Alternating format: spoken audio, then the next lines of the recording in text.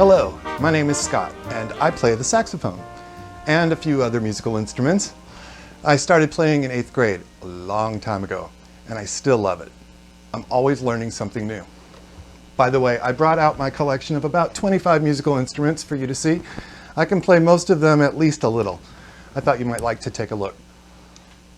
Today I want to share some information about the saxophone and give you a few tips to improve your playing. First, a little history. You might not know that the saxophone was invented, or you might think all instruments were invented. In fact, in most cases, people played simple instruments that were improved over time with keys or valves or improved design, which resulted in the modern instruments that we have today. The saxophone is different. Adolphe Sax was an instrument maker in Belgium who worked with flutes and clarinets. Around 1845, he invented a totally new instrument and gave it his own name, the saxophone. This saxophone is my pride and joy. This is about 100 years old. It was not made by Adolphe Sax, but by one of his competitors using his design. You notice it's a little bit shorter than the modern saxophone because it only goes down to low B, whereas a modern saxophone goes down to B flat, so it's a little longer. You'll also notice if you look closely there are a few keys missing. Not missing, they just hadn't been invented yet. Those came later. And it also had 2 octave keys. So you had to know that when you played A and above it was 1 octave key and G and below was the other octave key. The automatic octave key on modern saxophones came later.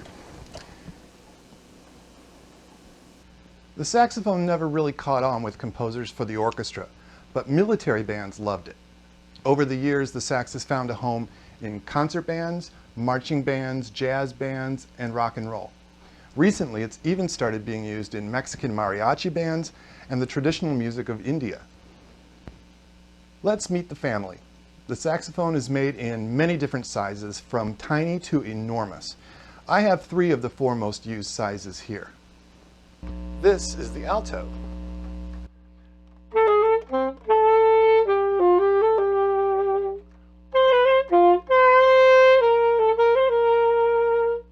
This bad boy is the baritone saxophone, or as we call it, the bari. When Adolphe Sax first invented the saxophone, this was the size he made first. Let's take a listen. The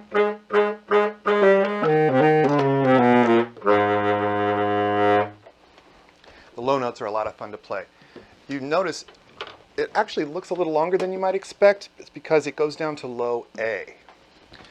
And that's a really fun note to play.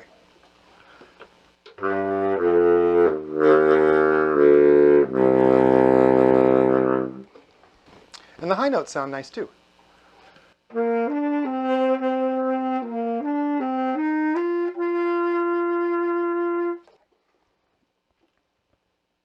This is the soprano. It is not a gold clarinet. It is a saxophone. And since it's so short, it doesn't have to bend up, although there are soprano saxophones that do curve. Here's what this sounds like.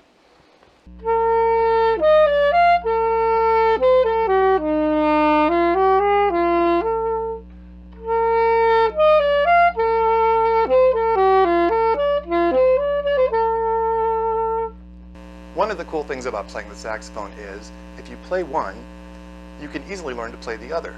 The fingerings are exactly the same, and the keys are even spaced about the same distance, even though the saxophones are different sizes.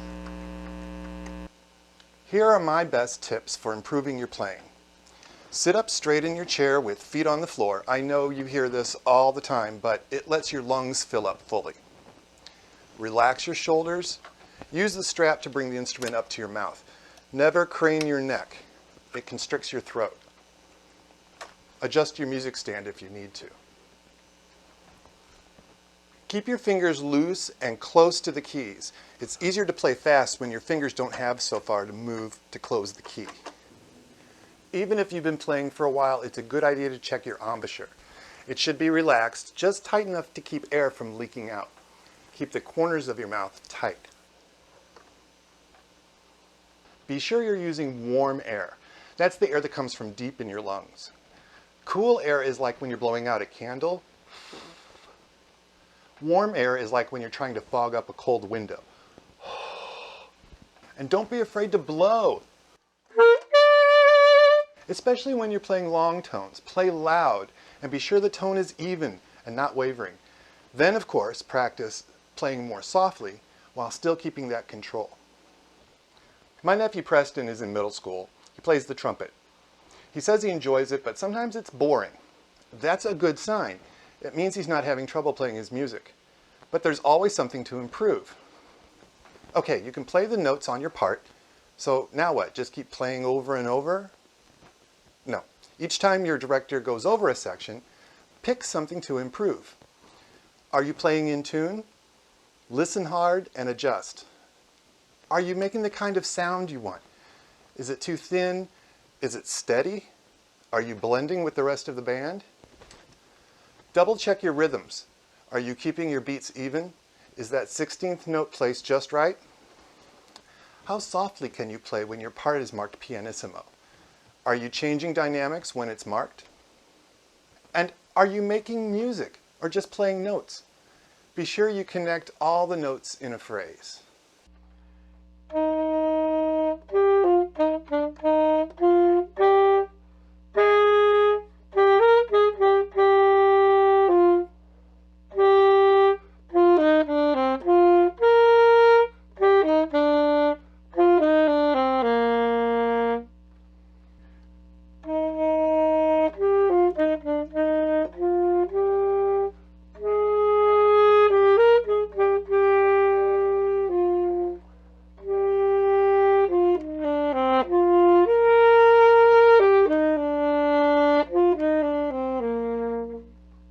If you're just starting, you won't always sound the best. But enjoy the process of learning something new.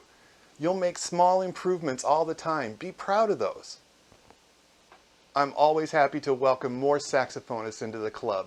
Music is something you'll enjoy your whole life. There'll always be new challenges to master, new key signatures, new time signatures, new styles, even new types of ensembles to play with. Concert band, marching band, quartets, saxophone choirs. I recently played for the annual San Jose Saxophone Christmas event. There were over 250 saxes all playing together. It was awesome.